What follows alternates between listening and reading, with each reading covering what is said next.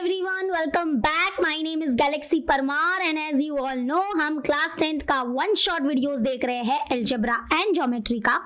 आज हम लोग ज्योमेट्री का चैप्टर नंबर 6 ट्रिगोनोमेट्री का वन शॉट वीडियो देखने वाले हैं।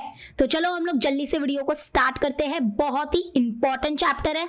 जैसे कि आप लोग को पता है कि मैंने आपको ये टाइम टेबल शेयर किया था वन शॉट का और हमने इस टाइम टेबल को पूरा जस्टिस दिया है, यानी कि हमने सारे अलजेब्रा एंड ज्योमेट्री के वन शॉट वीडियोस इस चैनल पे अपलोड किए हैं। ओके, तो आई होप कि आप जैसे ही मैं वीडियो अपलोड करती हूँ आप तुरंत वो वीडियो देख लेते हो, क्योंकि हमने डिसाइड किया था कि जनवरी का जो मंथ होगा इसमें हम लोग क्या करेंगे, एक बार सारे चैप्टर्स को फिर से रिवाइज कर लेंगे, क्योंकि हम लोग फरवरी के मंथ में हम लोग सैंपल पेपर्स सॉल्व करने वाले हैं बहुत सारे और हॉट्स क्वेश्चन सॉल्व करेंगे। उसका टाइम टेबल बहुत जल्द आ जाएगा। ठीक है, तो बी रेडी।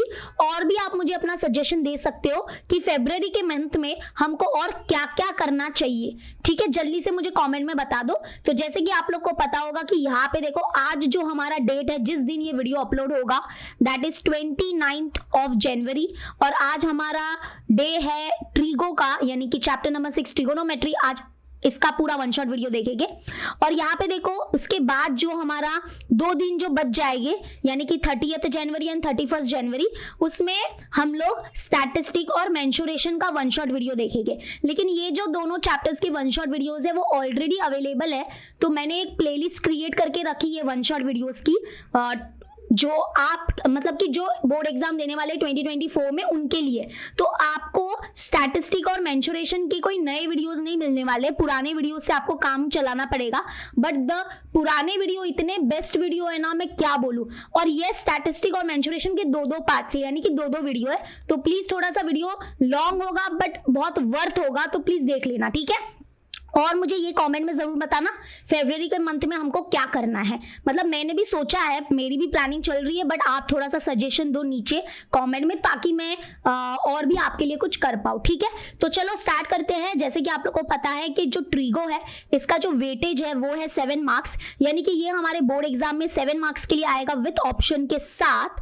और ट्रिगो बहुत ही, मैं मानती हूँ कि इसमें फॉर्मूलाज बहुत ज्यादा है, बट क्वेश्चंस इतने भारी भारी वाले आते नहीं है, मतलब इजी ही आते हैं। जितना मैंने previous years question papers observe किया है उसके बारे में मैं बोल सकती हूँ।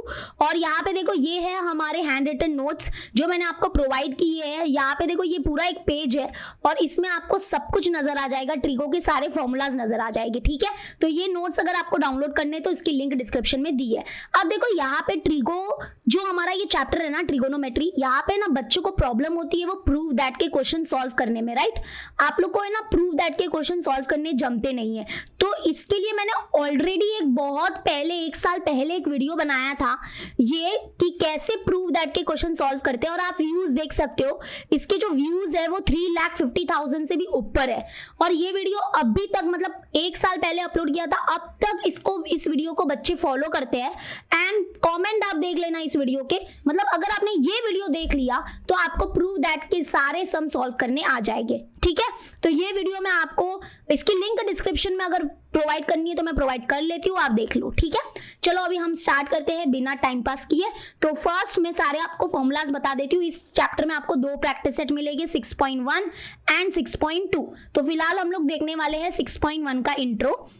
जैसे कि आप लोग को पता होगा कि जो ट्रिगोनोमेट्री है वो सिर्फ एक राइट एंगल ट्राइंगल में अप्लाई होती है। तो हम कुछ टर्म्स देखेंगे राइट एंगल ट्राइंगल के रिलेटेड। जैसे कि यहाँ पे देखो ये हमारा ट्राइंगल है which is right angle triangle ABC, this is right angle triangle. और यहाँ पे ये जो एंगल B है, एंगल B क्या है हमारा 90 डिग्री है।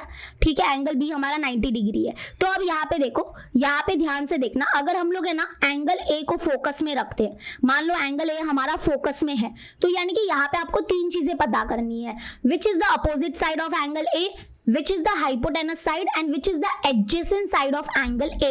तो यहाँ पे देखो ये हमारा एंगल A है, तो एंगल A के अपोजिट मतलब इसके सामने कौन सी साइड है, ये वाली साइड है।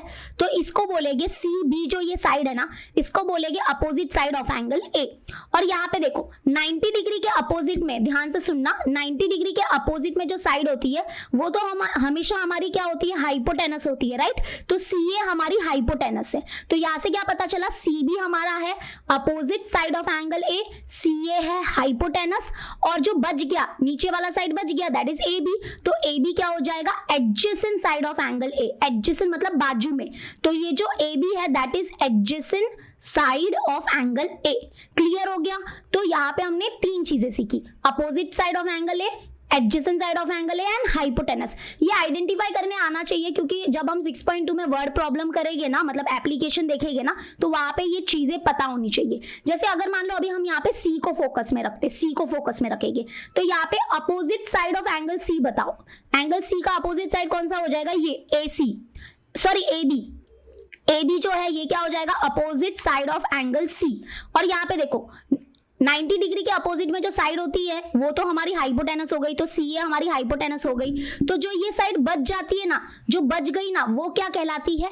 Adjacent side of angle C. तो ये सी है, सी के जस्ट बाजू में है ये साइड, तो this is adjacent side of angle C. Clear हुआ? अब देखो और थोड़े कॉन्सेप्ट बताती हूँ, बहुत सारे कॉन्सेप्ट है तो ध्यान से सुनना। देयर आर, आपको पता है कि इस चैप्टर में हम लोग क्या करने वाले हैं, रेशियोज ये हो गए, तो देयर आर 6 ट्रिगोनोमेट्रिक रेशियोज, आपको पता होगा। नंबर 1 है हमारा साइन, कॉस, टेन, उसके बाद कॉट, सेक, कोसेक। आप इसको ना ऑर्डर में ही लर्न करो। एक्चुअली में ये ऑर्डर मैंने थोड़ा पुराना ऑर्डर लिखा है, सही ऑर्डर ये होना चाहिए कि साइन थीटा पहले लिखने का, फिर क्या लिखने का, कॉस थीटा, टेन थीटा। ठीक है, साइन कॉस टेन। अभी देखो साइन का रेसिप्रोकल क्या होता है आपको पता ही होगा, कोसेक थीटा। फिर कॉस का रेसिप्रोकल क्या होता है, सेक थीटा। और टेन का रेसिप्रोकल क्या होता है हमारा, कॉट थीटा। तो ये ऑर्डर में लर्न करो, sine, cos, tan, cosec, sec and cot. ठीक है, क्लियर हो गया? और यहाँ पे ये थीटा क्या है बच्चा, थीटा क्या होगा, थीटा एक एंगल है। देखो यहाँ पे मैंने नीचे लिखा है थीटा इज ग्रीक लेटर, मतलब ये ग्रीक लेटर है जो हम लोग एंगल को रिप्रेजेंट करने के लिए यूज करते हैं। तो आप ऐसे घबराओ मत कि अरे ये थीटा क्या हो गया, तो ये एक ग्रीक लेटर है जो हम एंगल के लिए इस्तेमाल करते हैं। ठीक है, तो there are 6 trigonometric ratios. Clear हो गया? अब यहाँ पे देखो, यहाँ पे हम लोग अभी फॉर्मूलाज देखेंगे इन रेशियो का। जैसे कि हमारा जो साइन थीटा है, साइन थीटा का फॉर्मूला होता है opposite side of angle theta upon hypotenuse. ठीक है, तो यहाँ पे साइन थीटा का, कॉस थीटा का और टेन थीटा का फॉर्मूला लर्न करना रहेगा सिर्फ, क्योंकि बाकी के तीन जो है ना वो इन्हीं के रेसिप्रोकल है। तो साइन का फॉर्मूला होता है, साइन थीटा का फॉर्मूला है अपोजिट अपॉन हाइपोटेनस, ये पता होगा आपको।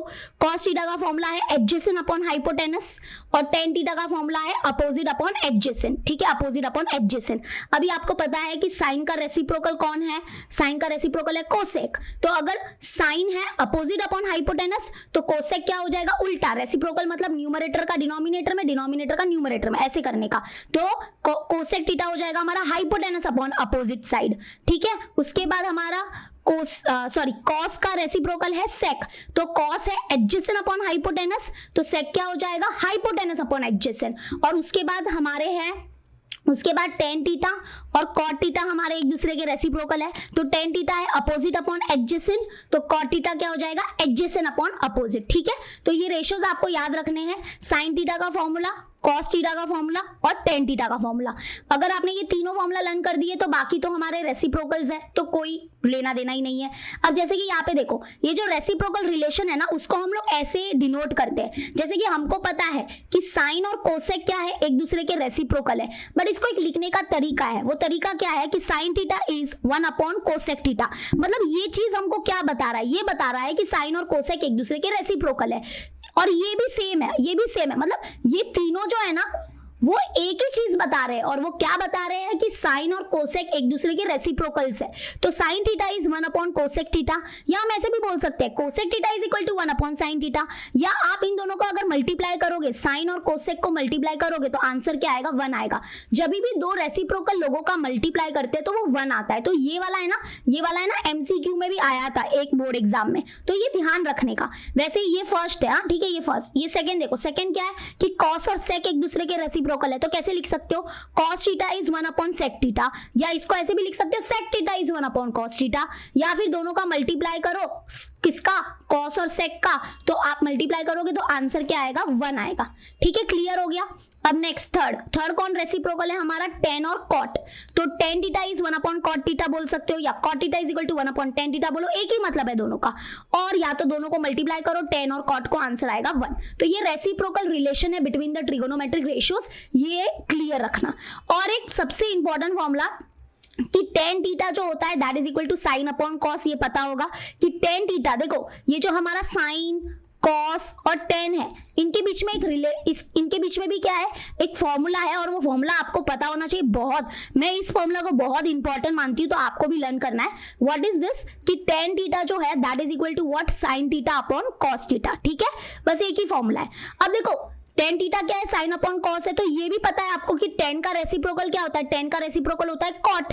तो अगर tan theta sign upon cos है तो कॉट क्या हो जाएगा, इसका रेसिप्रोकल, रेसिप्रोकल मतलब उल्टा, डिनोमिनेटर वाला न्यूमरेटर में और न्यूमरेटर वाला डिनोमिनेटर में। तो इसलिए यहाँ पे एक और फॉर्मूला आया, क्या आया कि tan theta is sine upon cos, तो कॉट टीटा क्या हो जाएगा, कॉस अपॉन साइन। तो ये सारे फॉर्मूलाज आपको लर्न करने रहेंगे। ठीक है, इजी है, बस आप लोग को क्या करना है, इसको लिख लिख के एक बार देखना है, आपको आ जाएगा। अब आते हैं सबसे important, that is trigonometric identity. ये तो आपको पता ही होगा कि हमारे पास 3 ट्रिगोनोमेट्रिक आइडेंटिटी है। सबसे पहला हमारा sine square theta plus cos square theta is equal to 1। अच्छा यहाँ पे है ना कॉस स्क्वायर थीटा पहले लिखा है, कोई बात नहीं। देखो sine square theta plus cos square theta is equal to 1 बोलो, या cos square theta plus sine square theta is equal to 1 बोलो, एक ही बात है। चलो साथ साथ में इसको लिखते हैं एक बार लिखते हैं ना, तो हमारा है ना वो है ना, मतलब जब हम लिखते हैं ना तो यहाँ पे हमारे सेंसेस यूज होते हैं, तो हमको ज्यादा अच्छे से समझ में आता है। तो sine square theta plus cos square theta is equal to 1, ये फर्स्ट आइडेंटिटी। सेकेंड आइडेंटिटी है हमारा 1 प्लस, देखो यहाँ पे देखो 1 plus tan square theta is equals to sec square theta. और एक बात याद रखना कि यहाँ पे ये जो आइडेंटिटी है वो हमारे 3 आइडेंटिटी है, नो डाउट। लेकिन अगर आप आइडेंटिटी में ऑब्जर्व करोगे ना तो हर बार एक रेशियो आया है, जिस तरीके को साइन आया है, कॉस आया है, टेन आया है, फिर उसके बाद आया है कोसेक, सेक और कॉट। मतलब हर 6 ट्रिगोनोमेट्रिक रेशियोज होते हैं, और यहाँ पे देखो 6 के 6 रेशियोज आपको हर एक जगह दिख जाएंगे, है ना। कितना मतलब खूबसूरत है ये चीज। फिर यहाँ पे थर्ड आइडेंटिटी है हमारा। आइडेंटिटी का मतलब होता है इक्वेशन। बच्चा घबराओ मत ऐसे कि अरे ये आइडेंटिटी का मतलब क्या होता है। आइडेंटिटी मतलब is nothing but it is equation, it is trigonometric equations. ये हमारे मेन ट्रिगोनोमेट्रिक इक्वेशंस है बस। तो सेकेंड आइडेंटिटी क्लियर हो गया। फिर थर्ड है हमारा 1 plus cot square theta is equals to cosec square theta. ठीक है, तो ये 3 आइडेंटिटी है। अब ये 3 आइडेंटिटी को हम अलग अलग वे में बहुत तरीके से लिख सकते हैं। जैसे अगर आप लोग यहाँ पे, अगर मैं एक इसको लिखने का तरीका बताऊं, जैसे कि अगर मान लो कि साइन स्क्वायर थीटा को यहाँ पर ही रखो, साइन स्क्वायर थीटा को यहाँ पर ही रखो, ये प्लस कॉस स्क्वायर थीटा है, उधर गया तो माइनस, तो फिर क्या हो जाएगा, देखो 1 है तो 1 लिखो, 1 माइनस, ये प्लस में है उधर गया तो माइनस, तो फिर यहाँ पे हो जाएगा 1 माइनस कॉस स्क्वायर थीटा। तो देखो ये भी एक लिखने का तरीका होता है, बट ये आपको लर्न नहीं करना, आपको लर्न मेन ये 3 ही करने, उसके बाद तो हम उसको शिफ्टिंग विफ्टिंग करके आप कर ही सकते हो। ठीक है, वो चलता है। तो लर्न हो गई ट्रिगोनोमेट्रिक आइडेंटिटी, वेरी गुड। अब आपका ये टेबल आता है, ये टेबल आपको लर्न करना पड़ेगा। इस टेबल को ट्रिक, मतलब इसको लर्न करने की ट्रिक मैंने ऑलरेडी एक वीडियो में बताई है। अगर आपको वो वीडियो चाहिए तो बस वहां पे टाइप करो how to learn trigonometric table by Galaxy of Maths, तो एक रेड कलर का थंबनेल आएगा, वहां पे आप ये ट्रिगोनोमेट्रिक टेबल लर्न कर सकते हो। ओके, तो ये रीड कैसे करते बताती हूँ। साइन 0 डिग्री, थीटा क्या होता है, एंगल होता है, तो साइन 0 डिग्री क्या होता है, 0। वैसे ही साइन 30 डिग्री होता है 1/2, साइन 45 डिग्री होता है 1/√2, साइन 60 डिग्री होता है √3/2 और साइन 90 डिग्री होता है 1। ऐसे रीड करेगी, ये हमारे 6.2 में काम आएगा। अच्छा, और एक बात बताती हूँ, कुछ और फॉर्मूलाज आपको देती हूँ, ये फॉर्मूलाज भी देख लो। ये फॉर्मूलाज है ना आपकी बुक में ना बहुत कम यूज होते हैं, मतलब बहुत कम दिए हैं, बट पता नहीं अगर एक हॉट्स क्वेश्चन ऐसा आया जिसमें ये फॉर्मूला का उपयोग करना पड़े तो प्लीज आप देखना। और ये फॉर्मूला क्या है ना, कॉम्बिनेशन है, जैसे ये दोनों और ये दोनों। जैसे कि यहाँ पे देखो ये फॉर्मूला क्या बताता है, ये फॉर्मूला है कि अगर मैं इसको थोड़ा उल्टा लिखती हूँ, जैसे कि कॉस थीटा के फॉर्म में लिखती हूँ, जैसे कि यहाँ पे देखो कॉस थीटा जो होता है that is equal to sine 90 minus theta होता है, और साइन थीटा जो होता है that is equal to cos 90 minus theta होता है। ठीक है, ये है साइन और कॉस के बीच का रिलेशन, और वो एंगल के बीच का रिलेशन बताता है। उसके बाद ऐसे ही सेम फॉर्मूला टेन और कॉट के लिए होगा, तो टेन थीटा जो होता है, tan theta is equal to what, cot 90 minus theta, और कॉट थीटा जो होता है that is equal to 1090 minus theta. ठीक है, और ऐसा सेम रिलेशन सेक और कोसेक के बीच में होगा। तो फिर यहाँ पे हो जाएगा, जैसे कि फॉर एग्जांपल सेक का लिखते हैं, sec theta is equal to cosec 90 minus theta, and फिर यहाँ पे आ जाएगा cosec theta is equal to sec 90 minus theta. तो ये एक फॉर्मूलाज है जो आपको लर्न करना है। ओके, और एक ये स्पेशल है टेन वाला फॉर्मूला कि tan theta into tan 90 minus theta, tan theta into tan 90 minus theta is equal to क्या होता है 1 होता है। मतलब टेन थीटा और टेन 90 माइनस थीटा को मल्टीप्लाई करोगे तो क्या मिलेगा 1। ये ना कॉम्प्लीमेंट्री एंगल्स वाला कुछ रिलेशन है, ठीक है। तो चलो अभी सारे फॉर्मूलाज हो गए। अभी मैं आपको बताती हूँ कि बोर्ड एग्जाम में कैसे टाइप के क्वेश्चंस आते हैं, क्योंकि आप लोग को शायद पता होगा कि मैंने आपके लिए क्या किया है, सारे previous years question papers, last 5 years के प्रीवियस ईयर्स क्वेश्चन पेपर्स को मैंने आपके लिए चैप्टर वाइज अरेंज करके रख दिया है। और ये देखो यहाँ पे ट्रिगो में लास्ट 5 इयर्स में कैसे कैसे टाइप के क्वेश्चंस आए थे और बहुत ही इजी आए थे। ऐसा भी नहीं कि बहुत हार्ड आए हैं कि आप घबरा जाओ, बस है ना थोड़ा है ना इस चैप्टर को लेके ना बच्चे डरे हुए, वो डरते।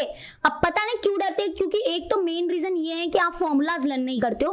आप फॉर्मूलाज को बार बार अपने मन में रिपीट करते रहो, क्योंकि जब आपके फॉर्मूलाज पक्के हो जाएंगे ना तो आपका थोड़ा कॉन्फिडेंस अच्छा हो जाएगा, ठीक है। तो फॉर्मूलाज आर इंपॉर्टेंट, वो तो मतलब है ही, उसका तो कोई मतलब बोल ही नहीं सकते। चलो स्टार्ट करें फिर। ओके, एमसीक्यूज देखो कैसे कैसे आए। तो यहाँ पे देखो फर्स्ट वन क्या बोला है, 1 + 10 square theta is equal to what, क्या बताओ, आइडेंटिटी यूज होगा। Very good, 1 + 10 square theta is equal to sec square theta, ये आइडेंटिटी है। तो देखो ना कितना इजी है, फॉर्मूला लर्न तो सब लर्न, कोई टेंशन ही नहीं। तो 1 + 10 square theta is equal to sec square theta. फिर सेकंड देखो क्या है, sine theta into cosec theta is equal to क्या होगा 1 होगा। देखो मैंने बोला था कि साइन और कोसेक रेसिप्रोकल एक दूसरे के, तो जब हम इन दोनों को मल्टीप्लाई करेंगे तो आंसर 1 आएगा। वही मैंने वो देखो येलो कलर का चार्ट था वो मैंने बताया था। फिर यहाँ पे देखो the value of this is what, मतलब इसकी वैल्यू निकालनी है, इसकी वैल्यू निकालनी है। तो हम इसको थोड़ा बाजू में लिखते हैं, क्या है इसकी वैल्यू निकालनी है, तो टेबल काम आएगा। जब भी ऐसे वैल्यू वर्ड देखते हो ना, वैल्यू, इसका मतलब वो ट्रिगोनोमेट्री का एंगल वाला टेबल काम आएगा, ठीक है। तो क्या दिया यहाँ पे 2 10 45 degree minus 3 sine 30 degree. Okay, तो फाइंड द वैल्यू ऑफ, चलो वैल्यू फाइंड करते हैं। 2 10 45 डिग्री क्या होता है 1 होता है, मुझे तो पूरा टेबल याद है, आई होप आपको भी याद होगा। माइनस 2 साइन 30 डिग्री क्या होता है, साइन 30 डिग्री होता है 1/2। तो चलो वैल्यू निकालते हैं। तो 2 1 हो गया 2, माइनस यहाँ पे देखो ये 2 तो कैंसिल हो गया, तो मतलब क्या बचा यहाँ पे 1 बचा। तो 2 - 1 करोगे तो क्या बचेगा 1 बचेगा, यानी कि option number B 1 is the answer. Okay, देखो कितने इजी क्वेश्चन है। अब यहाँ पे क्या दिया, इफ टेन थीटा अगर क्या है √3 है तो थीटा की वैल्यू क्या होगी, तो वो तो आपको टेबल से ही पता चलेगा कि 10 कब √3 होता है। तो 10 कब √3 होता है, देखो 10 0 डिग्री होता है हमारा, 10 0 डिग्री होता है, आई थिंक 0 होता है। फिर 10 30 डिग्री होता है हमारा 1/√3। फिर 10 45 डिग्री होता है हमारा 1, और 10 60 डिग्री होता है हमारा √3। तो मतलब कि जब थीटा 60 डिग्री होगा ना, यानी कि 10 60 डिग्री, तब हमारा आंसर आएगा √3। तो यानी कि आंसर है ए, यानी कि ऑप्शन ए 60 डिग्री। तो 10 60 डिग्री इज √3। क्लियर, तो मैंने पहले ही बोला है फॉर्मूला आ गया तो सब आ गया। अब देखो कैसे 1 मार्क्स वाले सॉल्व वाले क्वेश्चन आते हैं। देखो यहाँ पे बोला फाइंड द वैल्यू, तो मैंने आपको क्या सिखाया, जब भी वैल्यू फाइंड करने बोलते हैं इसका मतलब वो ट्रिगोनोमेट्रिक का टेबल वाला काम आएगा। तो साइन 30 डिग्री क्या, किसकी वैल्यू फाइंड करनी है, sine 30 degree plus cos 60 degree, right. तो साइन 30 डिग्री है 1/2 और cos 60 डिग्री भी 1/2 ही होता है, तो उसके लिए टेबल पता होना जरूरी है। और जब आप ऐड करोगे तो यहाँ पे देखो ये डिनोमिनेटर सेम है, तो /2 1 + 1 क्या हो जाएगा 2, तो कैंसिल 2 1 सा, यानी कि आंसर है 1। तो आ गया first one. Clear, second one देखो, sine theta is equal to half, then what is the value of theta. तो मुझे बताओ साइन थीटा मतलब साइन कब हाफ होता है, तो यहाँ पे देखो साइन 30 डिग्री पे हाफ होता है, ये तो हमने पहले ही नोटिस कर लिया था। तो यानी कि थीटा की वैल्यू क्या होगी, थीटा की वैल्यू होगी 30 डिग्री, क्योंकि साइन सिंस रीजन में लिखने का, सिंस साइन 30 डिग्री इज 1/2, ठीक है ऐसे। चलो third one, if 3 sin theta is equal to 4 cos theta, then what is the value of tan theta.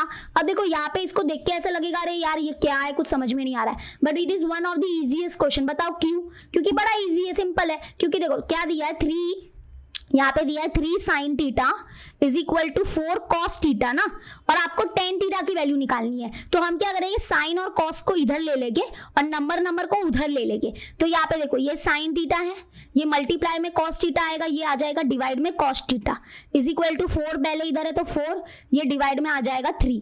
अब मुझे बताओ साइन अपॉन cos क्या होता है, फॉर्मूला बताया था, साइन अपॉन cos होता है tan थीटा। तो tan theta is equal to क्या आ गया 4/3, ऐसे करके आंसर आ गया। तो tan थीटा की वैल्यू होगी 4/3, दैट्स इट, इतना ही करना था। इजी ना। अब देखो ये सेम आया, tan theta is equal to √3, then what is the value of theta, obviously 60 degree. ये हमारे एमसीक्यू में भी आया था कि tan कब √3 वैल्यू देता है, 60 डिग्री के एंगल पे, तो tan 60 डिग्री इज √3, तो थीटा इज 60 डिग्री। यहाँ पे क्या बोला है कि if sin theta is equal to cos theta then what is the measure of the angle theta, मतलब कि sin थीटा और cos थीटा अगर इक्वल है, अगर sin थीटा और cos थीटा इक्वल है, इसका मतलब थीटा का वैल्यू क्या रहा होगा। तो सिंपल है, वी नो दैट कि sin 45 डिग्री होता है 1/√2 और cos 45 डिग्री भी क्या होता है 1/√2। इसका मतलब कि अगर sin थीटा और cos थीटा इक्वल है, इसका मतलब थीटा का वैल्यू जो है वो 45 डिग्री होगा, क्योंकि तभी ये दोनों क्या होते हैं, इक्वल होते हैं। तो यानी कि थीटा का वैल्यू है 45 डिग्री। देखो कैसे चिंटू मिंटू क्वेश्चन आते हैं, बट बहुत अच्छे हैं अगर आपको फॉर्मूला आता है तो। अब आते हैं, थोड़ा लेवल बढ़ाते हैं, 2 मार्क्स के क्वेश्चंस हो गए ये, और ये इसमें से हमेशा एक क्वेश्चन बोर्ड एग्जाम में आया है और आता है। इसमें आपको ट्रिगोनोमेट्रिक आइडेंटिटीज का यूज करना पड़ता है। जैसे कि आपको क्या दिया रहेगा, एक ट्रिगोनोमेट्रिक रेशियो दिया रहेगा और आपको क्या करते हैं, या तो दूसरा या मतलब 2-3 और ट्रिगोनोमेट्रिक रेशियोज की वैल्यू फाइंड करने बोलते हैं। जैसे कि यहाँ पे क्या दिया है, देखो sec थीटा हमको दिया है 25/7, then find the value of tan theta. हमको tan थीटा की वैल्यू फाइंड करनी है। तो देखो क्या दिया है, क्या है, sec थीटा दिया है, और ये देखो यहाँ पे ट्रिगोनोमेट्रिक आइडेंटिटी का ही यूज करना है स्टार्टिंग में। तो सबसे पहले मुझे एक बात बताओ कि sec थीटा दिया है और कौन सी, ये फर्स्ट, सेकंड, थर्ड, 3 आइडेंटिटी है। इसमें बताओ sec थीटा कहां पर है, इधर है, राइट, मतलब ये देखो दिख रहा है ना। हाँ, तो हम सेकेंड आइडेंटिटी यूज करेंगे। क्या करेंगे, सेकेंड आइडेंटिटी यूज करेंगे, क्योंकि जो गिवन है वहां से शुरुआत करेंगे। तो वी हैव, हम लिखेंगे वी हैव द आइडेंटिटी। क्या है हमारे पास identity, we have 1 + tan square theta is equals to sec square theta, और रीजन में क्या लिखेंगे, दिस इज ट्रिगोनोमेट्रिक आइडेंटिटी। अब यहाँ पे हम क्या करेंगे, sec थीटा की जगह पे ये वैल्यू पुट करेंगे और हम सॉल्व करेंगे तो हमको tan थीटा मिल जाएगा। दैट्स इट, कितना इजी था ना, बस आइडेंटिटी यूज करना था। तो चलो लिखते हैं 1 + tan square theta is equals to sec theta. sec square theta मतलब sec थीटा कितना है हमारे पास 25/7, और क्योंकि यहाँ पे स्क्वायर है तो हम क्या लिखेंगे, होल स्क्वायर। क्या लिखेंगे, होल स्क्वायर, क्योंकि स्क्वायर है तो स्क्वायर लगाना पड़ेगा। तो अब देखो 1 + tan square theta is equal to, अब ये ओपन करेंगे ब्रैकेट को, 20, ये स्क्वायर ऊपर वाले को भी मिलेगा नीचे वाले को भी मिलेगा, तो 25 का स्क्वायर हो गया 625 और 7 का स्क्वायर हो गया 49। ठीक है, ब्रैकेट ओपन हो गया।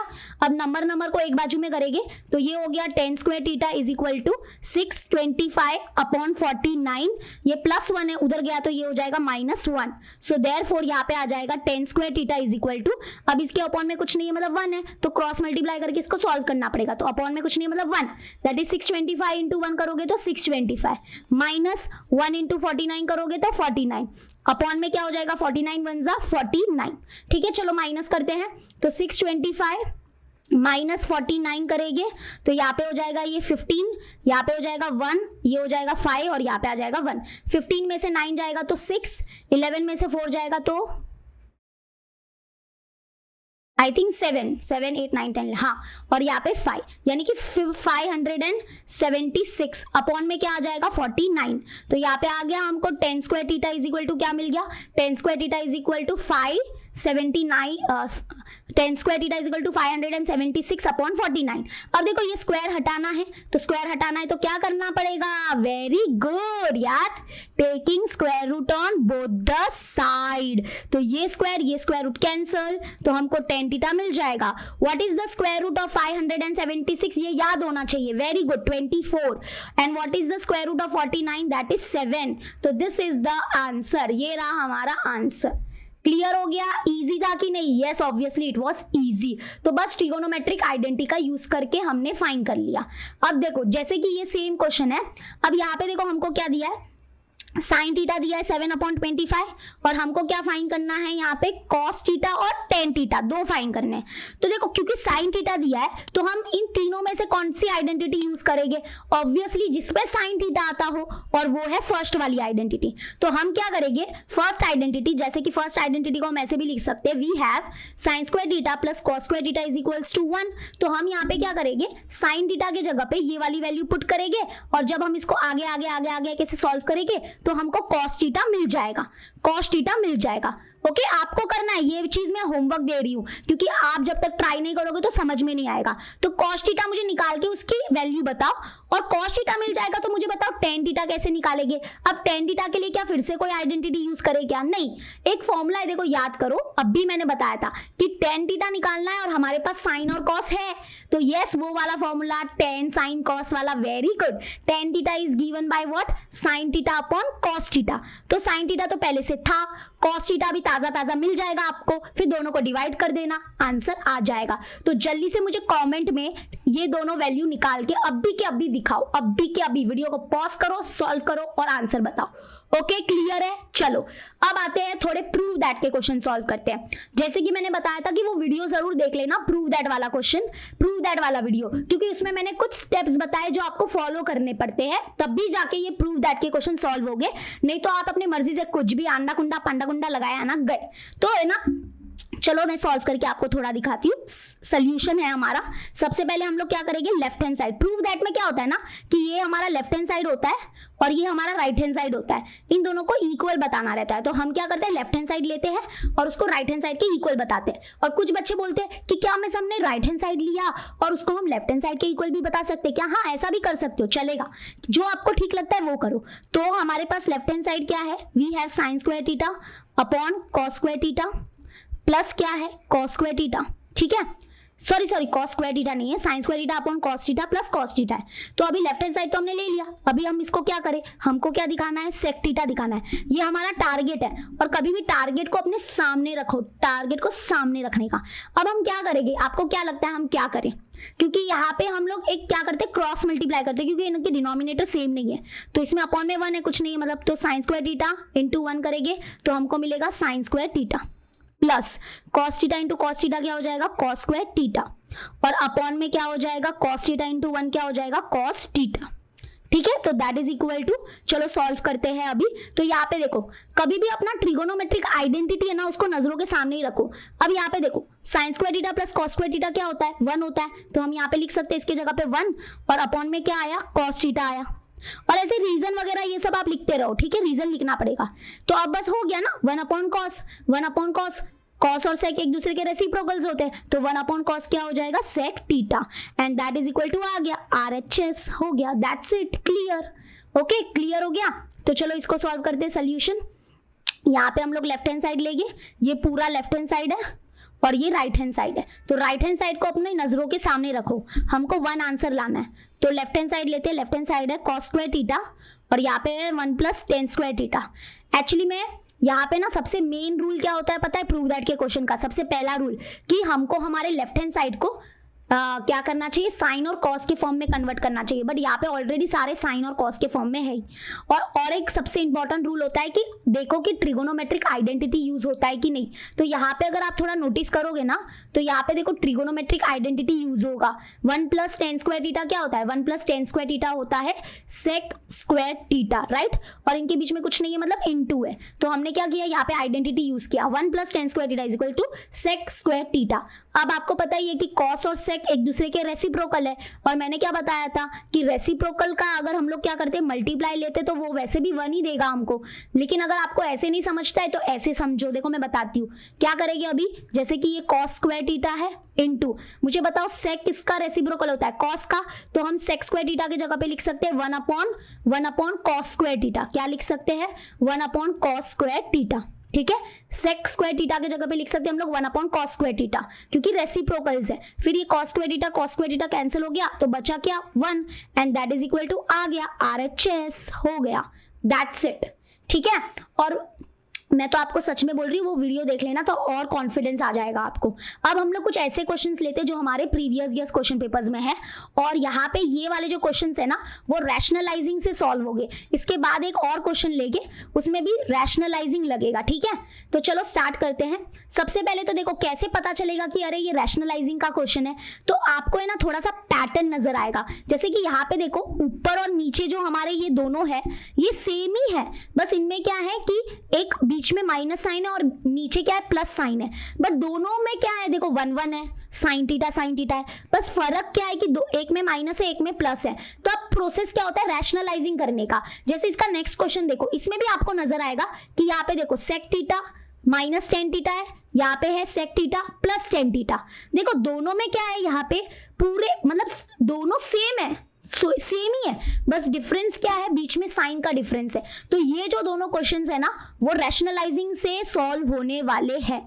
अब ये रैशनलाइजिंग क्या होता है चलो मैं बताती हूँ। तो क्योंकि और यहाँ पे देखो रूट है कि नहीं, रूट है यहाँ पे, और इसके नेक्स्ट वाले सम में भी आपने देखा रूट नहीं है, तो उसका कोई नहीं है, आप बस उसको सॉल्व करो। सबसे पहला स्टेप क्या होगा, हम रैशनलाइजिंग करेंगे, ठीक है। व्हाट इज दिस रैशनलाइजिंग, बताती हूँ अभी। सबसे पहले ये लेफ्ट हैंड साइड है, देख लो ये पूरा लेफ्ट हैंड साइड है और ये हमारा टारगेट है, ये हमारा टारगेट है। टारगेट को कभी भी अपने नजरों के सामने रखो, ये है राइट हैंड साइड। तो अभी हम रैशनलाइजिंग में क्या करेंगे, पहले तो आप ये स्क्वायर रूट को थोड़ा सा बनाओगे, तो हम क्या करेंगे, ये जो हमारा नीचे है ना, ये जो हमारा नीचे है, नीचे जो हमारा टर्म है ना उसको, उसका कॉन्जुगेट लेके हम ऊपर नीचे क्या करेंगे, मल्टीप्लाई करेंगे। रैशनलाइजिंग प्रोसेस आपने ऑलरेडी 9th स्टैंडर्ड में सीखा हुआ है। तो 1 minus sine theta upon 1 plus sine theta है, बरोबर। तो अभी हम क्या करेंगे, अभी हम ये जो हमारा पूरा ये जो लेफ्ट हैंड साइड है उसके न्यूमरेटर और डिनोमिनेटर को मल्टीप्लाई करेंगे। किससे मल्टीप्लाई करेंगे, 1 माइनस साइन स्क्वायर टीटा से, सॉरी 1 माइनस साइन टीटा से। किससे करेंगे मल्टीप्लाई, 1 माइनस साइन टीटा से। 1 माइनस साइन टीटा ही क्यों लिया, क्योंकि आपको क्या करना है, ये जो डिनोमिनेटर में जो है ना उसका आपको कॉन्जुगेट लेना है। कॉन्जुगेट मतलब क्या होता है कि अगर मान लो इसके बीच में प्लस साइन है तो हम क्या करेंगे, वो साइन को चेंज कर देंगे, यानी कि माइनस कर देंगे, तो ये क्या हो जाएगा, ये इसका कॉन्जुगेट हो जाएगा। तो हमको कॉन्जुगेट से ऊपर नीचे मल्टीप्लाई करना है। कॉन्जुगेट वर्ड से आप इतना घबराओ मत, बस बेसिकली आपको क्या करना है कि अगर मान लो डिनोमिनेटर में बीच में प्लस साइन है तो हमको वो साइन को चेंज करना है, माइनस कर देना है और हमको उससे मल्टीप्लाई करना है न्यूमरेटर और डिनोमिनेटर में। कर दिया। अब है ना, जब भी आप ये रैशनलाइजिंग करोगे ना तो सेकेंड स्टेप क्या होगा कि वहां पे है ना, वहां पे ये फॉर्मूला यूज होगा, a plus B a minus B का फॉर्मूला यूज होगा। a plus B into A minus B क्या होता है, a square minus B square. तो जरा आप ध्यान देना कहाँ पे ये यूज हो रहा है, डिनोमिनेटर में यूज हो रहा है, तो ये स्क्वायर रूट। अभी न्यूमरेटर में क्या करेंगे, देखो 1 minus sine theta into 1 minus sine theta को क्या लिख सकते हैं हम लोग, जैसे देखो a इंटू ए क्या होता है, a स्क्वायर है। x इंटू एक्स को क्या लिख सकते हैं हम लोग, x स्क्वायर लिख सकते हैं। तो वैसे ही 1 minus sine theta into 1 minus sine theta करेंगे तो हमको क्या मिलेगा, 1 माइनस साइन टीटा का होल स्क्वायर, ठीक है। अपॉन में अगर आप यहाँ पे नीचे ऑब्जर्व करोगे तो नीचे हमारा ये वाला फॉर्मूला यूज होगा, a plus B into A minus B वाला फॉर्मूला। कैसे, देखो यहाँ पे ये है a प्लस बी के फॉर्म में इंटू ये क्या है, a माइनस बी के फॉर्म में। जरा आप इसको सॉल्व करोगे तो क्या होगा, a square minus B square. अब a स्क्वायर का मतलब a का रोल कौन निभा रहा है, 1, तो 1 का स्क्वायर करो, 1 का स्क्वायर 1 ही होता है, माइनस b स्क्वायर मतलब क्या, b स्क्वायर मतलब साइन थीटा, b का रोल कौन निभा रहा है, साइन थीटा। तो साइन थीटा का स्क्वायर करोगे तो क्या मिलेगा, साइन स्क्वायर थीटा। तो हमने इसको इस फॉर्मूला से सॉल्व कर दिया। अब आएगा थर्ड स्टेप और जो लास्ट स्टेप होगा। थर्ड स्टेप होगा कि वहां पे इसके बाद जैसे ही आप ये फॉर्मूला यूज करोगे तो वहां पे ट्रिगोनोमेट्रिक आइडेंटिटी यूज होगा। तो ट्रिगोनोमेट्रिक आइडेंटिटी यूज होगा, देखो नीचे यूज होगा, यहाँ पे क्या होगा, देखो ये स्क्वायर रूट लिखो, यहाँ पे ऊपर क्या है, 1 minus sine theta the whole square है, और अपॉन में what is 1 minus sine square theta, तो 1 माइनस साइन स्क्वायर टीटा होता है, आइडेंटिटी यूज करोगे तो वो हो जाएगा cos square theta, first identity, yes, तो ये हो जाएगा कॉस स्क्वायर टीटा, ठीक है। अगर अभी आपने नोटिस किया हो तो हमारे राइट हैंड साइड में स्क्वायर रूट नहीं है, तो अगर स्क्वायर रूट नहीं है तो स्क्वायर रूट को कहीं ना कहीं से तो हटाना पड़ेगा, और स्क्वायर रूट को हटाने के लिए कौन काम आता है, स्क्वायर काम आता है। तो हम क्या करेंगे, देखो ये स्क्वायर रूट लिखेंगे और यहाँ पे ये जो स्क्वायर है और इसका भी स्क्वायर जो है वो हम क्या करेंगे, दोनों को कंबाइन कर देंगे, ऐसे स्क्वायर बना देंगे। तो यहाँ पे क्या बचेगा, यहाँ पे बचेगा 1 माइनस साइन टीटा और अपॉन में क्या आ जाएगा, कॉस टीटा, क्योंकि ये स्क्वायर को हमने ऊपर लिख दिया है तो यहाँ पे आ जाएगा कॉस टीटा। तो दोनों का स्क्वायर हमने पकड़ के क्या कर दिया, होल स्क्वायर बना दिया। अब क्या होगा, ये स्क्वायर रूट हो गया कैंसल, तो बचेगा क्या, अब बचेगा 1 माइनस साइन टीटा अपॉन क्या बचेगा, कॉस टीटा। तो अब क्या करें, देखो हमको क्या चाहिए, sec theta minus tan theta चाहिए ना। तो अभी एक लास्ट स्टेप करना है, क्या करोगे, ये कॉस टीटा इसको भी दे दोगे, इसको भी दे दोगे, डिनोमिनेटर स्प्लिट कर दोगे, तो यानी कि यहाँ पे आ जाएगा 1 अपॉन कॉस टीटा माइनस यहाँ पे क्या आ जाएगा, sign theta upon cos theta. तो डिनोमिनेटर को स्प्लिट कर दिया, तो अब देखो 1 माइनस कॉस टीटा क्या होता है, 1 माइनस कॉस टीटा होता है सेक टीटा, क्योंकि कॉस एंड सेक आर एक दूसरे के रेसिप्रोकल, और sign theta upon cos theta क्या हो जाएगा, वेरी गुड, टेन टीटा। तो ये रहा हमारा RHS and we are done, हो गया। तो ये स्टेप्स आपको फॉलो करना है जब भी ऐसे रैशनलाइजिंग वाला क्वेश्चन आया है तो। अब आप बोलोगे मिस नहीं समझा, तो देखो मैं इसी स्टेप से सेकेंड वन भी करूंगी, मैं कुछ भी एक्स्ट्रा नहीं ऐड करूंगी, यही 3 स्टेप फॉलो होने वाले हैं इसी क्वेश्चन में भी। विश्वास नहीं होता है तो देखना, ये हमारा लेफ्ट हैंड साइड है और ये राइट हैंड साइड है हमारा टारगेट, और ये तो बहुत जल्दी आ जाएगा, ये राइट हैंड साइड है, ठीक है। और सुनो कैसे पता चलता है रैशनलाइजिंग स्टेप करना है, तो यहाँ पे मैंने आपको बताया एक छोटा सा हिंट है, ये देख लो दोनों सेम है ना, बस क्या है फर्क, क्या है दोनों के बीच के साइन में फर्क है, मतलब कि रैशनलाइजिंग। एंड क्या स्टेप है, ये 3 स्टेप फॉलो करो। नंबर 1 स्टेप होगा रैशनलाइजिंग करना। रैशनलाइजिंग करने के लिए मैंने क्या बताया था, what is the first step, आपको क्या करना है, इसको न्यूमरेटर डिनोमिनेटर में मल्टीप्लाई करना है। किससे मल्टीप्लाई करोगे, कॉन्जुगेट से। कॉन्जुगेट वर्ड सुनने में थोड़ा भारी लग रहा है बट उसका कोई खास ऐसा डरो मत, तो इंटू कर दिया। किससे मल्टीप्लाई करने वाले हो, इसका कॉन्जुगेट लोगे तो इसका कॉन्जुगेट होगा sec theta plus tan theta, तो sec theta plus tan theta से ऊपर भी मल्टीप्लाई किया, sec theta plus tan theta से नीचे भी मल्टीप्लाई कर दिया। क्लियर हो गया। अब 1 इंटू एनीथिंग मतलब यही रहेगा, तो इधर तो यही रहेगा, ठीक है। अब मुझे बताओ कि मैंने क्या बताया था, रैशनलाइजिंग के बाद ये वाला स्टेप पक्का यूज होगा, और देखो नीचे यूज हो रहा है, अगर आप ऑब्जर्व करोगे a माइनस बी है ये, इंटू ये क्या है a प्लस बी है, and a minus B into a plus B होता है a square minus B square, यानी कि यहाँ पे देखो a का रोल प्ले कर रहा है सेक थीटा, b का रोल प्ले कर रहा है टेन थीटा, तो a plus B a minus B क्या होता है a square minus B square. तो चलो नीचे हम लोग लिखेंगे a स्क्वायर मतलब सेक थीटा का square, that is sec square theta, minus B square मतलब टेन थीटा का square, that is tan square theta. Clear हुआ, यूज हुआ कि नहीं ये स्टेप। अब last step trigonometric identity use होगा, कहां पे, जहां पे आपने ये फॉर्मूला यूज किया है वहां पे, यानी कि नीचे, तो यानी कि ऊपर जैसा है वैसा ही रहेगा, sec theta plus tan theta ऐसे ही रहेगा। नीचे क्या यूज होगा, आइडेंटिटी। अब देखो sec square theta minus tan square theta होता है 1, कैसे, देखो वी हैव क्या है हमारे पास identity, 1 plus tan square theta is equals to sec square theta. अगर मान लो कि 1 इधर ही रखो, ये प्लस टेन स्क्वायर थीटा को उधर शिफ्ट कर दो, तो ये हो जाएगा सेक स्क्वायर थीटा, ये प्लस में है उधर गया तो माइनस में टेन स्क्वायर थीटा, तो देख लो क्या आया sec square theta minus tan square theta क्या आया, 1 आया। इसका मतलब इसके जगह पे क्या लिख दिया, 1 लिख दिया, और डिनोमिनेटर में 1 है तो इसका मतलब कुछ नहीं, इसका मतलब आंसर है sec theta plus tan theta, बस ये बच गया। और यही था हमारा RHS, यस यही था RHS, देख लो इजी है कि नहीं, यस। तो बस क्या टेंशन लेना, 6.1 कंप्लीट किया है। अपने टेक्स्ट बुक में जितने भी प्रूव दैट के क्वेश्चन है उतने कर लो, इनाफ है, कोई एक्स्ट्रा बुक करने की जरूरत नहीं है। अब आते हैं करते हैं 6.2 के कुछ सम्स। एप्लीकेशन ऑफ ट्रिगोनोमेट्रिक, मतलब ये जो हमने इतने सारे फॉर्मूलाज वगैरह देखे, इनका रियल लाइफ में कहाँ पे यूज कर सकते हैं, कौन से प्रॉब्लम्स को सॉल्व कर सकते हैं हम लोग, वो देखेंगे। तो हमको यहाँ पे 3 कॉन्सेप्ट करने हैं। Number 1 line of vision, number 2 angle of elevation, number 3 angle of depression. Okay, तो पहले लाइन ऑफ विजन देखते हैं। लाइन ऑफ विजन एक लाइन है, तो लाइन तो भाई ऐसा ही होता है ना, लाइन यही है, तो ये हमारे लाइन्स है। लाइन क्या हो सकता है, ऐसे भी हो सकता है, ऐसे भी हो सकता है, ऐसे भी हो सकता है, कैसे भी हो सकता है, ठीक है, सीधा नहीं, मतलब ऐसे मत समझो हमेशा ऐसे ही होगा, ऐसे भी हो सकता है, नॉन वर्टिकल लाइन भी हो सकते हैं। तो what is line of vision, line of vision क्या है कि अगर मान लो एक एग्जांपल लेते हैं कि अगर मान लो एक ऑब्जर्वर है, यहाँ पे ए पॉइंट पे हमारा ऑब्जर्वर है, और यहाँ पे मान लो बी पॉइंट है, यहाँ पे ये बी पॉइंट पे एक ऑब्जेक्ट रखा हुआ है, ये ऑब्जेक्ट है, यहाँ पे ऑब्जेक्ट कुछ भी हो सकता है। और ऑब्जर्वर कौन होगा, ऑब्जर्वर हमारा इंसान होगा जो चीजें ऑब्जर्व करता है। तो ए पॉइंट पे हमारा ऑब्जर्वर है और बी पॉइंट में हमारा ऑब्जेक्ट है। तो ये जो ऑब्जर्वर और ऑब्जेक्ट के बीच में जो लाइन बनती है ना बच्चा, उसी को बोलते हैं हम लोग लाइन ऑफ विजन। ध्यान से समझो, आप लोग लाइन ऑफ विजन को क्या बोलोगे, what is the line of vision. Line of vision क्या होता है कि ये जो ऑब्जर्वर एंड ऑब्जेक्ट के बीच में जो लाइन बनती है, that is known as line of vision. तो this is line of vision, ये हमारी लाइन ऑफ विजन है।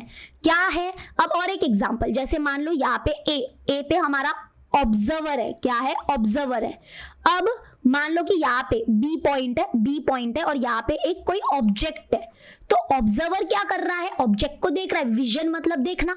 तो फिर ये जो ऑब्जर्वर और ये जो ऑब्जेक्ट है, इन दोनों के, और हम ऑब्जर्वर को एक डॉट से डिनोट करेंगे, ऑब्जेक्ट को भी डॉट से डिनोट करेंगे और दोनों को कनेक्ट कर देंगे, और उन दोनों के बीच में ये जो लाइन बनती है उसी को हम बोलते हैं क्या, लाइन ऑफ विजन। क्या बोलेंगे, लाइन ऑफ विजन। क्लियर हो गया।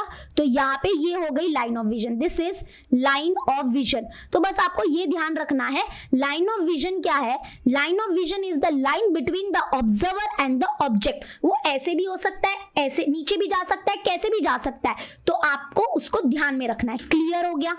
अब हम लोग दो आगे जो करने वाले हैं वो है angle of elevation and angle of depression. याद रखना यहाँ पे ये एंगल्स है, अगर एंगल्स के बारे में मुझे बताना है तो उसके लिए दो रेज लगेंगे, उसमें से एक रे होता है लाइन ऑफ विजन, एक जो रे होता है वो लाइन ऑफ विजन होता है, दूसरा रे हमारा हॉरिजॉन्टल लाइन होता है। ठीक है, चलो समझाती हूँ। अब ये देखना एंगल ऑफ एलिवेशन बनता कैसे है। एंगल ऑफ एलिवेशन कब बनेगा, जब ऑब्जेक्ट क्या होगा, जब ऑब्जेक्ट जो है वो ऑब्जर्वर से हायर लेवल पर होगा, हायर लेवल पर होगा, तब एंगल ऑफ एलिवेशन फॉर्म होता है। ठीक है, जैसे एग्जांपल, जैसे मान लो कि यहाँ पे ए पॉइंट है, ए पॉइंट पे हमारा ऑब्जर्वर है, ठीक है, और बच्चा वो ऊपर है ना, ऊपर है पंखा है, तो फैन को देख रहा है, तो ये हमारा ऑब्जर्वर है, और यहाँ पे बी पे कोई ऑब्जेक्ट रखा हुआ है, तो वो ऑब्जेक्ट को देख रहा है। तो यहाँ पे देखो, यहाँ पे ये जो ऑब्जर्वर और ऑब्जेक्ट के बीच में जो लाइन बनती है उसको मैंने आपको क्या बताया था, क्या होता है वो तो लाइन ऑफ विजन होता है। ये तो अभी आपको ऊपर से क्लियर हो गया है। तो ये देखो, ये जो ऑब्जर्वर और ऑब्जेक्ट के बीच में ये जो लाइन बनी या रे बना, रे भी बोल सकते हो, तो ये क्या हो जाएगा, ये हो जाएगा हमारा लाइन ऑफ विजन। और यहाँ पे हम क्या करेंगे, ऑब्जर्वर जो होता है ना, ऑब्जर्वर से हम एक हॉरिजॉन्टल लाइन बनाएंगे। हमेशा याद रखना, हॉरिजॉन्टल लाइन जो है वो ऑब्जर्वर से ही बनता है, ऑब्जेक्ट से नहीं बनेगा, ऑब्जर्वर से बनेगा। और ये क्या हो जाएगा हमारा horizontal line, this is horizontal line. तो ये जो हमारा लाइन ऑफ विजन है और ये जो हमारा हॉरिजॉन्टल लाइन है, इनके बीच में ये जो एंगल बना है, this angle is known as angle of elevation. और एंगल ऑफ एलिवेशन कब फॉर्म होता है, जब ऑब्जेक्ट जो है वो ऑब्जर्वर से हायर लेवल पर है। यहाँ पे जो हमारा ऑब्जेक्ट था वो ऑब्जर्वर से ऊपर की लेवल पर था, हायर लेवल पर था, इसलिए एंगल ऑफ एलिवेशन फॉर्म हुआ। क्लियर हो गया, क्लियर हो गया कि नहीं, ऑब्वियसली यस। देखो यहाँ पे ऑब्जेक्ट है और ये ऑब्जर्वर है, तो ये हो गई लाइन ऑफ विजन। ठीक है, और हम लोग ऑब्जर्वर से क्या करेंगे, हमेशा एक हॉरिजॉन्टल लाइन बनाएंगे। तो ये हॉरिजॉन्टल लाइन, ये लाइन ऑफ विजन, इन दोनों के बीच में जो ये एंगल बना, this is angle of elevation. Angle of elevation को आइडेंटिफाई करने का एक वो है क्या, कि ऑब्जेक्ट हायर लेवल पर होना चाहिए ऑब्जर्वर से। और एंगल ऑफ डिप्रेशन कब बनेगा, लॉजिक है, जब ऑब्जेक्ट क्या होगा, लोअर लेवल पर होगा। जब ऑब्जेक्ट ऑब्जर्वर से लोअर लेवल पर होगा तब एंगल ऑफ डिप्रेशन बनेगा। जैसे एग्जांपल, मान लो ये हमारा ए है, पॉइंट ए, यहाँ पे हमारा ऑब्जर्वर है, क्या है, ऑब्जर्वर। अब यहाँ पे ये ऑब्जर्वर है और यहाँ पे नीचे, मान लो नीचे यहाँ पे सी है, कोई पॉइंट सी है, और यहाँ पे क्या है, एक ऑब्जेक्ट है। ठीक है, तो देखो इस बार ऑब्जेक्ट जो है ना वो लोअर लेवल पर है, ऑब्जर्वर से नीचे है। तो ये देखो, ये ऑब्जर्वर है और ये ऑब्जेक्ट है, तो इनके बीच में ये जो लाइन बनेगी, ध्यान से देखना, इनके बीच में ये जो लाइन बनेगी, ये लाइन क्या हो जाएगी, लाइन ऑफ विजन, है ना।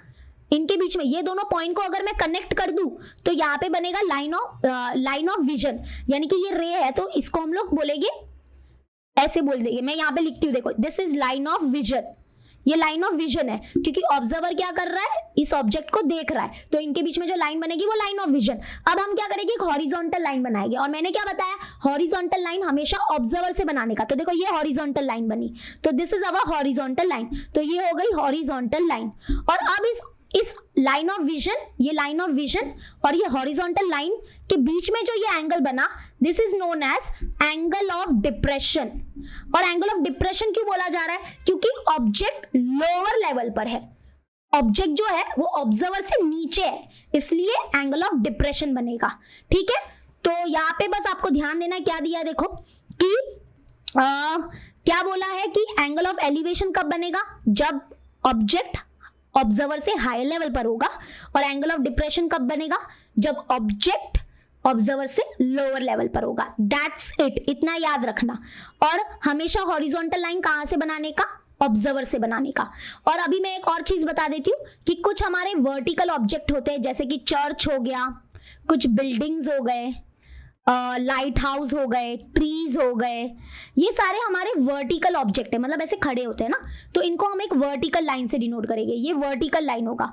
और हम लोग ऐसा मान के चलेंगे कि ये जो हमारे सारे वर्टिकल ऑब्जेक्ट है वो इस ग्राउंड को क्या होंगे, परपेंडिकुलर होंगे। तो यहाँ पे नेचुरली क्या होगा, 90 डिग्री का एंगल बना हुआ रहेगा, ठीक है। तो ये चीजें हमको मान के चलनी है। और ऑब्जर्वर को हम लोग एक डॉट से डिनोट करेंगे। तो ये 2-3 चीजें क्लियर रखो। चलो कुछ क्वेश्चन करते हैं। क्या दिया यहाँ पे देखो, a person is standing at a distance of 50 metre from a temple looking at its top. The angle of elevation is of 45 degree. Find the height of the temple.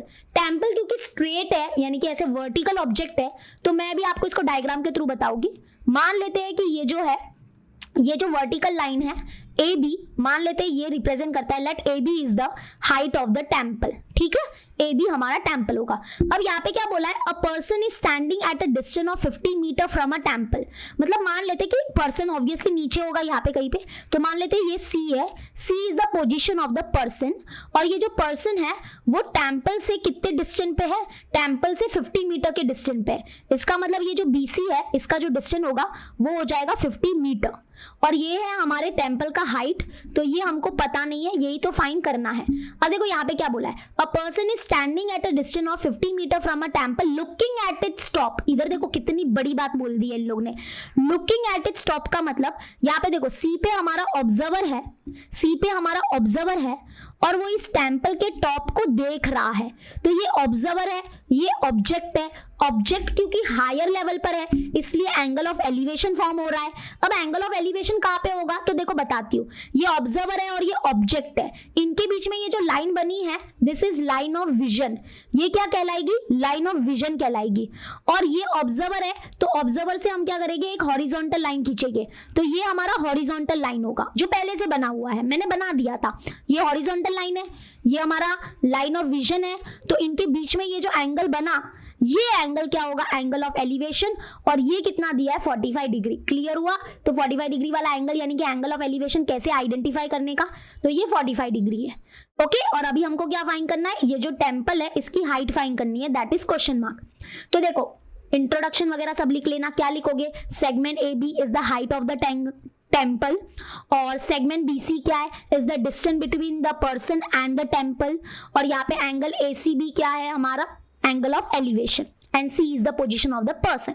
ये सब आप आई थिंक लिख सकते हो। अभी हम क्या करेंगे, स्टार्ट करेंगे डायरेक्टली कि कैसे हम ये हाइट फाइंड करेंगे। तो इन ट्राइंगल ABC, और हाँ यहाँ पे 90 डिग्री बना देना। In triangle ABC angle B क्या है हमारा, 90 डिग्री है। और एंगल ACB को हम लोग थीटा लेने वाले हैं। ये जो एंगल ऑफ एलिवेशन या एंगल ऑफ डिप्रेशन होता है ना, उसी को हम थीटा मानते हैं और वो 45 डिग्री है। अब मुझे बताओ कि यहाँ पे है ना क्या करना पड़ेगा हमको, 3, ये जो साइन कॉस और टेन है, इसमें से तीनों में से कोई एक रेशियो यूज करना है। सारे नहीं, एक ही रेशियो यूज करना रहता है। बट वो कौन सा यूज करना रहता है, कैसे पता चलता है, मैं बताती हूँ आज आपको। देखो यहाँ पे ये हमारा 45 डिग्री का एंगल है, राइट। तो यहाँ पे अगर आप देखोगे तो ये वाली जो साइड है वो हमारे थीटा की 45 डिग्री है। सॉरी क्या बोल रही हूँ, ये हमारा थीटा है, राइट। तो यहाँ पे देखो ये जो साइड है जो हमको फाइंड करनी है वो थीटा की क्या है, अपोजिट साइड है। और ये वाली जो साइड है जो गिवन है, देखो ये गिवन है, ये फाइंड करना है, ठीक है। तो ये जो फाइंड करना है ना वो थीटा की क्या लगती है, अपोजिट साइड लगती है। और ये जो गिवन है वो थीटा की क्या लगती है, एडजेसेंट साइड लगती है। तो अपोजिट और एडजेसेंट वाला कॉम्बिनेशन कहाँ पे आता है, साइन में आता है। साइन का फॉर्मूला है अपोजिट अपॉन हाइपोटेनस, कॉस का फॉर्मूला है एडजेसेंट अपॉन हाइपोटेनस, टेन का फॉर्मूला है अपोजिट अपॉन एडजेसेंट। तो देखो टेन थीटा में क्या आता है, अपोजिट अपॉन एडजेसेंट आता है। और हमको अपोजिट और एडजेसेंट दोनों की जरूरत है और वो टेन थीटा में मिलेगा, इसलिए हम लोग टेन थीटा का फॉर्मूला यूज करेंगे। हम लिखेंगे we have tan theta is equal to opposite side of angle theta upon adjacent side of angle theta. तो यहाँ पे हम लोग वैल्यू को पुट करते हैं, टेन थीटा की जगह पे हम लोग लिखेंगे क्या, 45 degree. And what is the opposite side of angle theta, जरा बताओ opposite side of angle theta क्या है। आप ही देखो ये है थीटा, इसका अपोजिट साइड है AB, तो AB अपॉन एडजेसेंट साइड क्या है, एडजेसेंट साइड है हमारा BC। अब वैल्यू को पुट करते हैं, tan 45 डिग्री क्या होता है, 1 होता है। AB क्या है, AB height of the temple है जो फाइंड करना है, अपॉन BC, BC क्या है 50 है तो 50 लिखेंगे, और 50 डिवाइड में उधर गया मल्टीप्लाई में, तो 1 into 50, 50 is equal to AB, यानी कि देयरफॉर AB मतलब हाइट ऑफ द टेम्पल भी हमको कितना मिला, 50 मीटर मिला। ओके क्योंकि कभी कभी हो सकता है कि जो पर्सन है वो टेम्पल से 50 मीटर की दूर पे और टेम्पल का हाइट भी 50 मीटर मिला, ऐसा होता है कभी कभी, तो यानी कि आंसर आ गया 50 मीटर। क्लियर हो गया। चलो एक और क्वेश्चन, और ये वाला क्वेश्चन थोड़ा सा लेवल बढ़ेगा इसका, तो ध्यान रखना, ठीक है। चलो स्टार्ट करते हैं। कितना टाइम हो रहा है, ओके 10 मिनट में कंप्लीट हो जाएगा ये क्वेश्चन है, उसके बाद एक और क्वेश्चन है and then we will complete it. Okay क्या दिया देखो, a straight road leads to the foot of tower, एक मिनट, हाँ, a straight road leads to the foot of the tower of height 48 meter. From the top of the tower, the angle of depression of two cars standing on the road are 30 degree and 60 degree respectively. Find the distance between the two car. Oh my God, यहाँ पे देखो क्या दिया है, ध्यान से समझना। ये एक स्ट्रेट रोड है, ये एक स्ट्रेट रोड है, और ये जो स्ट्रेट रोड है ना वो एक टावर की तरफ हमको लेके जा रहा है। तो टावर क्या होगा, एक वर्टिकल ऑब्जेक्ट होगा, तो ये टावर है, मान लो ये हमारा क्या है, टावर है। तो यहाँ पे ध्यान से देखना, ये ए बी क्या रिप्रेजेंट करेगा, टावर रिप्रेजेंट करेगा, और ये परपेंडिकुलर होगा किसको, ग्राउंड को या रोड को, और ये पूरा हमारा रोड है। अब आगे देखो क्या दिया है, अ स्ट्रेट रोड, ये रोड है और ये कहाँ पे लेके गया हमको, टावर के पास लेके गया। तो a straight road leads to the tower of height 48 metre. ओहो, इस टावर का जो हाइट है वो 48 मीटर है, wow. From the top of the tower, तो देखो ये ए जो है वो है top of the tower. From the top of the tower the angle of depression of two cars standing on the road are 30 degree and 60 degree respectively. मतलब अभी मान लो कि ये हमारा टॉप है टावर का। अब यहाँ पर है ना, अगर हम लोग टॉप पे है तो टॉप पे कोई ऑब्जर्वर है, मान लो ऐसे अज्यूम करो कि टॉप पे कोई ऑब्जर्वर है और वो क्या कर रहा है, नीचे रोड पे दो कार है उनको देख रहा है। तो क्योंकि यहाँ पे ऑब्जर्वर है और यहाँ पे मान लो कि इस रोड पे दो कार्स है, मान लेते हैं ये सी और D are the position of the two car standing on the road.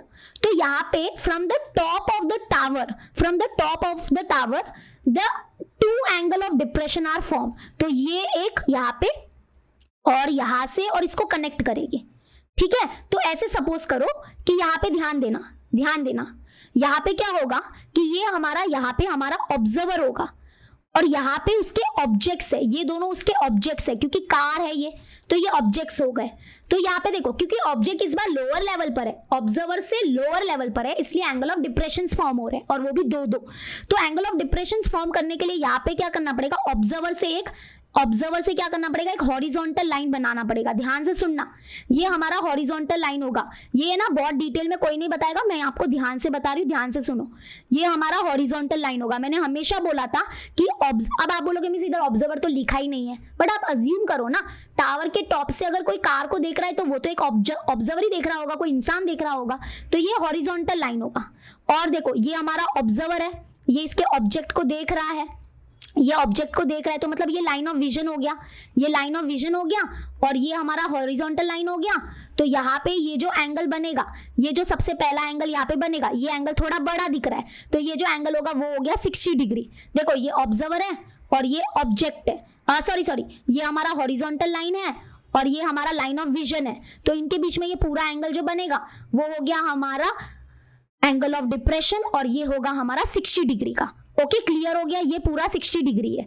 कौन सा वाला एंगल, ये पूरा एंगल, यहाँ पे ये पूरा एंगल हमारा 60 डिग्री है। ओके अभी एक और एंगल ऑफ डिप्रेशन बन रहा है, वो कैसे पता चलेगा, देखो अगेन ये हॉरिजॉन्टल लाइन है और अभी यहाँ पे देखो ये ऑब्जर्वर है और ये इस ऑब्जेक्ट को देख रहा है, तो यहाँ पे ये क्या हो गया, लाइन ऑफ विजन। तो ये हमारा हॉरिजॉन्टल लाइन है, ये लाइन ऑफ विजन है, तो यहाँ पे ये जो एंगल है ना, ये एंगल भी एंगल ऑफ डिप्रेशन है, और क्योंकि ये छोटा एंगल है तो इसको छोटा वैल्यू लेंगे, दैट इज 30 डिग्री। तो ये पूरा है हमारा 60 डिग्री और ये पूरा है हमारा 30 डिग्री। क्लियर हुआ? तो ये दो एंगल्स बन रहे थे। अब ये दोनों एंगल्स को हम क्या करेंगे, नीचे लेके आएंगे। एक बात बताती हूँ आपको, यहाँ पे देखो, जितना दूर हमारा ऑब्जेक्ट होगा उतना छोटा एंगल बनेगा। तो ये एंगल अगर आप देखोगे तो ये दोनों लाइन ऐसे पैरेलल हो गए और ये ट्रांसवर्सल होगा। तो यहाँ पे ये जो एंगल होगा और ये जो एंगल है वो अल्टरनेट एंगल फॉर्म करेंगे, और उसी के कारण क्या होगा ना कि ये 30 और 60 जो है ना वो यहाँ पे आ जाएगा। ये 30 डिग्री होगा और ये हमारा 60 डिग्री होगा। देखो मैं आपको थोड़ा फील करवाती हूँ, ये लाइन और ये लाइन, ये दोनों लाइन एज अ पैरेलल होगा, और ध्यान से देखना ये हमारा ट्रांसवर्सल होगा। तो यहाँ पे Z बन रहा है। तो देखो ये एंगल कितना था, ये एंगल 30 था, ये पहला वाला, ये 30 एंगल है, ये 30 है, तो ये भी क्या हो जाएगा, ये हो जाएगा 30। ठीक है, तो ये पहला 30 कैसे मिला समझा अंदर। अभी हम क्या करेंगे, अपना ट्रांसवर्सल चेंज करेंगे। तो ये ट्रांसवर्सल हटा देते, अब ये ट्रांसवर्सल रखते हैं। तो यहाँ पे देखो, यहाँ पे भी Z बन रहा है। तो अब ये वाला पूरा एंगल कितना था, ये पूरा था हमारा 60 डिग्री, तो ये भी पूरा कितना हो जाएगा, 60 डिग्री। तो ऐसे करके हमने वो दो एंगल्स जो एंगल ऑफ डिप्रेशन बाहर थे ना उनको अंदर लाया। ठीक है, क्लियर हो गया। अब हम क्या करेंगे, अभी हम सॉल्व करते हैं। तो अब हमको क्या फाइंड करना है, देखो अ स्ट्रेट रोड, ये स्ट्रेट रोड था, ये हमको टावर की तरफ लेके जा रहा है। टावर की हाइट है 48 metre. From the top of the tower two angle of depression are form. तो वो कितने थे, 30 डिग्री 60 डिग्री। हमने ये पूरा डायग्राम अच्छे से बना लिया है।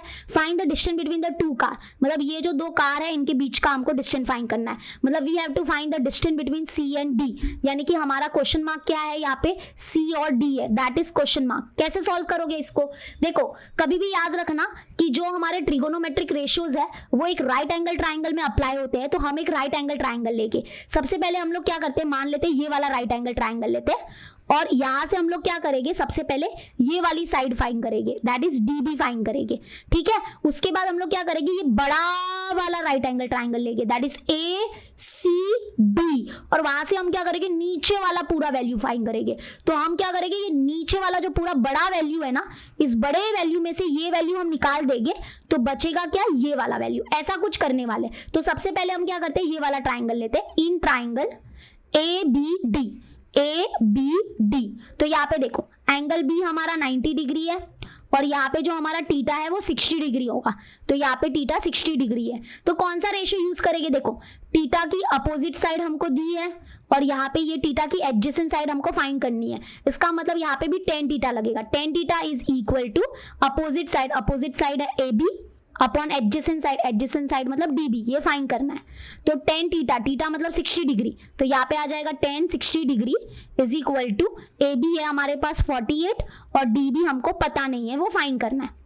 तो tan 60 डिग्री होता है, आई थिंक √3 होता है, √3 is equal to 48 upon D. B D B उधर भेजो, डीबी उधर चला जाएगा, और यहाँ पे ये 48 है, ये √3 नीचे आ जाएगा, तो ये √3 नीचे आ गया। अब देखो √3 की वैल्यू दी है, बट हम पहले इसको रैशनलाइज करते हैं। जैसे कि यहाँ पे इंटू √3 से मल्टीप्लाई और multiplying the numerator and denominator by √3। तो ये रैशनलाइजिंग कर रहे हैं, 48 इंटू √3 अपॉन √3 होता है 3। अभी सॉल्व करते, 3 1 जा 3, 3 1 जा 3, 1 बचेगा, 3 6 जा 18। तो मतलब डीबी की वैल्यू क्या आ गई, 16√3 आ गई।